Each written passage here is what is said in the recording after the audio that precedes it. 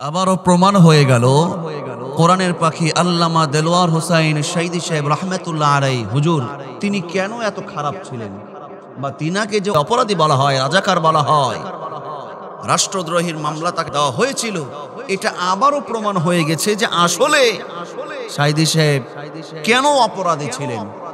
এখন তো সাইদি সাহেব নাই, বর্তমানে কোরআনের পাখি মুফতি আমির হামজা ভাই তাকে নিয়েও আজে বাজে কথা বলছে। আপনারা শুনেছেন মাওলানা মুফতি ফয়জুল করিম সাহেব চরমনা পীর সাহেব হুজুরকে নিয়েও কিছুদিন আগে গালিগালাজ করা হয়েছে, কোনো এক দলের কর্মী, তাকেও বলা হয়েছে নিশাখোর বলা হয়েছে। আমার বলার উদ্দেশ্য এইটা নয়, কোরআনের পাখি তিনি তো বিদায় নিয়েছেন। আজকে মুফতি আমির হামজা ভাই মাওলানা মামুনুল হক সাহেবকে নিয়েও, রফিকুল ইসলাম মাদানী সাহেবকে নিয়েও কুরুচিপূর্ণ বক্তব্য পেশ করা হয়। আজকে এখন আমির হামজাকেও ভাইকেও কেউ কেউ কথা বলছেন লোভী মানুষ, ক্ষমতার লোভ, এমপি হওয়ার জন্য রাজনীতি করতে আসেছে। কেন রে ভাই? আমির হামজা ভাই যেইভাবে কোরআনের দাওয়াত দেন, মাহফিল করেন, আল্লাহ পাক ওনাকে যে সম্মান দিয়েছে ওনার তো আর কিছু লাগে না, কিন্তু তাহলে উনি কেন রাজনীতির ময়দানে আসলেন? ইসলামের জন্য, দিন কায়েমের জন্য, মানবতার কল্যাণের জন্য, দেশের স্বার্থে মুফতি আমির হামজা ভাই এসেছেন। এটা আপনারা বুঝবেন না, সঠিকটা জানুন, বুঝুন, তারপরে কমেন্টস করুন। এবার আসুন, আলেম ওলামাদের উপরে এই রকম অপবাদ দেওয়া এটা নতুন কিছু নয়, নতুন কিছু নয়। বিপদ মুসিবত আসবেই, গালিগালাজ করবেই, তার কারণ যিনি আমাদের আইডল, যিনি আমাদের পথ প্রদর্শক, যিনি আমাদের মডেল, আখিরি জামানার পয়গম্বর নবী বিশ্ব নবী মুহাম্মদ রাসূলুল্লাহ সাল্লাল্লাহু আলাইহি ওয়াসাল্লাম, বিশ্ব নবীজিকেও সেই মক্কার কাফের কুরাইশ বেঈমানরাও নবীজিকে আল আমিন আস-সাদিক উপাধি দিয়েছিল। যখনই লা ইলাহা ইল্লাল্লাহ এক আল্লাহর দাওয়াত দিয়েছেন, যখনই দিন কায়েমের প্রচেষ্টা চালিয়েছেন, তখনই সেই আবু লাহাব, নবীর চাচা আবু জেহেল, তারাও এই নবীজিকে বেঈমান বলেছে, মুনাফিক বলেছে, আমার দয়ার নবীকে তারা জাদুকর বলেছে, মিথ্যাবাদী বলেছে। বলি নাউজুবিল্লাহ। আল্লাহর নবী বিশ্ব নবীজির মতন, যেই নবীর আগে পরে কোনো গুনাহ নাই, পাপ নাই, সেই নবীজিকে নিয়ে আজে বাজে কুরুচিপূর্ণ বক্তব্য দেওয়া হয়েছে, কত অপবাদ দেওয়া হয়েছে। কোরআনের পাখি আল্লামা সাইদি সাহেবকে নিয়ে যে কত আজে বাজে মন্তব্য করা হয়েছে, বর্তমানে চরমনাই পীর সাহেবকে গালি দেওয়া হয়েছে, এইগুলো নতুন কিছু নয়। তার কারণ হলো যখন কেউ ইসলামের জন্য, কোরআনের জন্য, দিন কায়েমের জন্য প্রাণপণ চেষ্টা করবে, তখন তার উপরে এক ধরনের বিপদ মুসিবত আসবে, এটাই স্বাভাবিক। আল্লাহ বলেন ওয়ালানাবলুওয়ান্নাকুম বিশাইইম মিনাল খাউফি ওয়াল জু'i ওয়া নাকসিম মিনাল আমওয়ালি ওয়াল আনফুসি ওয়াত থামারাত ওয়া বাশশিরিস সাবিরিন। কখনো ভয়, কখনো বিপদ, কখনো ক্ষুধা তোমার আয় ইনকাম নষ্ট করে, কখনো রক্তচক্ষু দেখে তোমার উপরে বিপদ আসবে, মুসিবত আসবে। ওয়াবাশশিরিস সাবিরিন, এই অবস্থায় যারা ধৈর্য ধারণ করবে তারাই কামিয়াবি হয়ে যাবে। আল্লাহর নবী যখন আল্লাহর পক্ষ থেকে যখন নির্দেশ আসলো, নবী আপনি এখন প্রকাশ্যে আপনি দাওয়াত দেন, প্রকাশ্যে আপনি এখন দাওয়াত দেওয়া শুরু করেন। আল্লাহর নবী বিশ্বনবী মুহাম্মদুর রাসূলুল্লাহ সাল্লাল্লাহু আলাইহি ওয়াসাল্লাম সাফা পাহাড়ের তলদেশে আসলেন।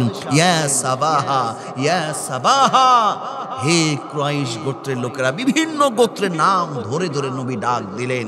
সেইখানে আবু লাহাব, আবু জেহেল, বড় বড় কাফের বেঈমান মুশরিকদের পণ্ডিতরা সেইখানে হাজির হলো। আল্লাহর নবী যখন দাওয়াত দিলেন, আমি কি আপনাদেরকে এমন একটা সুসংবাদ দেব না যেই সুসংবাদটা আপনারা গ্রহণ করলে কাল কিয়ামতের দিন আল্লাহ পাকের আপনারা বিপদ মুসিবত থেকে বেঁচে যাবেন। যখন আল্লাহর নবী সত্য কথা বললেন, দাওয়াত যখন পৌঁছে দিলেন, তখন নবীর চাচারাও বলেছিল, ও মুহাম্মদ, ও ভাতিজা, তুমি ক্ষমতার লোভে এই কাজ করছো, তুমি ক্ষমতার জন্য এই কাজ করছো, তুমি একটা মিথ্যাবাদী। আলী হাজা জামাতানা, এই জন্য তুমি আমাদেরকে জামায়াত করেছো, তোমার প্রতি ধিক্কা। নবীজির দিকে পাথর পর্যন্ত নিক্ষেপ করেছিল, বলি নাউজুবিল্লাহ। আজকে আমির হামজা ভাইকে লোভী বলা হচ্ছে। কোরআনের পাখি আল্লামা সাইদি সাহেবের বিষয়ে কথা বলা হয় যে তিনি তো ভালোই ছিলেন, ভালোই চলছিলেন, খাচ্ছিলেন, আলেম ছিলেন, ওয়াজ মাহফিল করতেন, ঠিক আছে। উনি রাজনীতিতে জড়ালেন কেন? উনি রাজনীতিতে জড়ালেন কেন? বিশ্ব নবী তো নিজেই রাজনীতি করেছে। আপনি কোন জ্ঞানে বলেন যে সাইদি সাহেব রাজনীতিতে জড়ালেন কেন? ইসলামের জন্য, কোরআনের জন্য, দ্বীন কায়েমের জন্য সেই ভূমিকা পালন করার জন্যই সাইদি সাহেব তিনি এমপি হয়েছিলেন।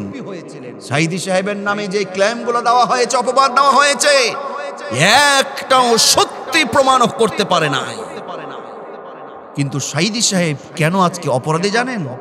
সাইদি সাহেব এত খারাপ কেন জানেন? সত্য প্রতিষ্ঠার জন্য, দ্বীন কায়েমের জন্য তিনি প্রাণপণ চেষ্টা করেছেন, বিধায় তার উপরে বিপদ এসেছে, মুসিবত এসেছে। এটাই হলো ওনার সবচাইতে বড় অপরাধ।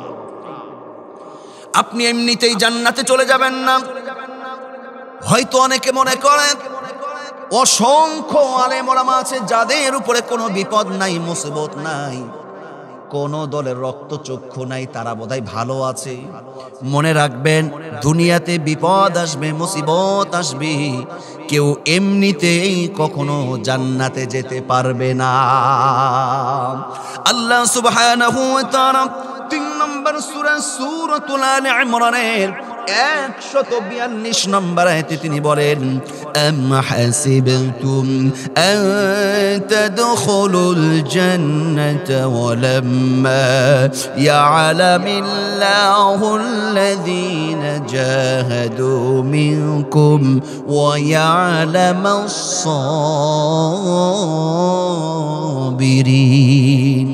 আল্লাহ বলেন, তোমরা কি মনে করো যে তোমরা এমনিতেই জান্নাতে প্রবেশ করবে, অথচ আল্লাহ তাআলা তোমাদের মধ্যে যারা জিহাদ করেছে, তোমাদের মধ্যে যারা জিহাদ করেছিল, ইসলামের জন্য জীবন দিয়েছিল, তোমাদের মধ্যে যারা জিহাদ করেছে এবং ধৈর্য ধারণ করেছে, সেই রকম পরীক্ষা আল্লাহ তোমাদের মধ্যে এখনো দেখেননি।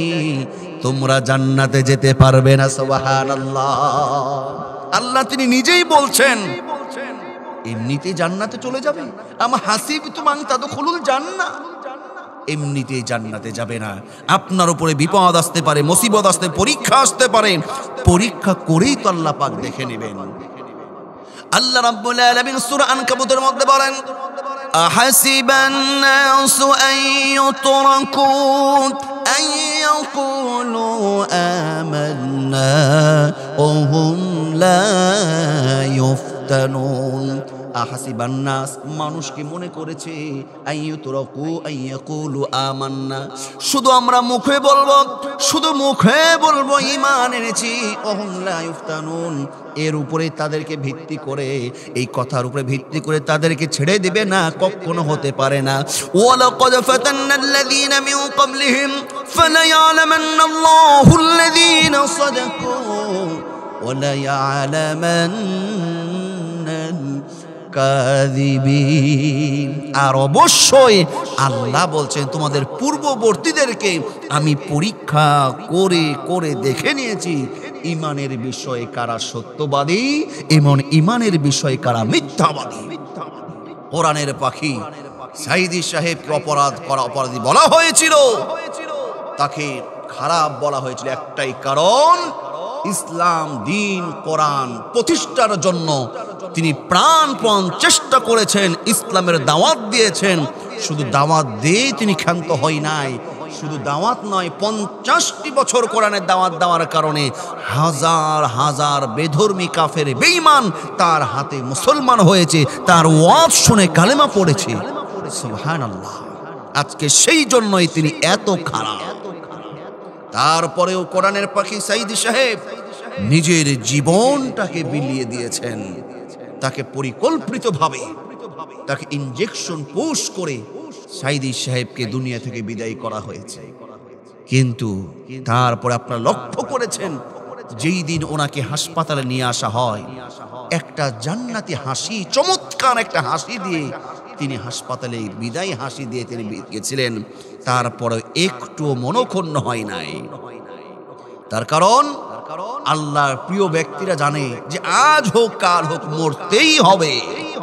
এই জন্য এই মৃত্যুটা যদি আল্লাহর জন্য, ইসলামের জন্য শাহাদাতের মৃত্যু হয়, এতে তাদের কোনো আর দুঃখ আফসোস থাকতে পারে না।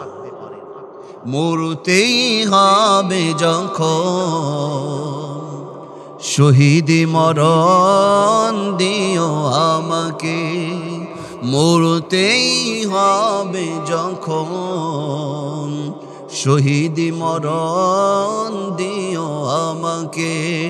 শাহাদাত জানি শুধুই জীবন, শাহাদাত জানি শুধুই জীবন, সে জীবন দিও আমাকে।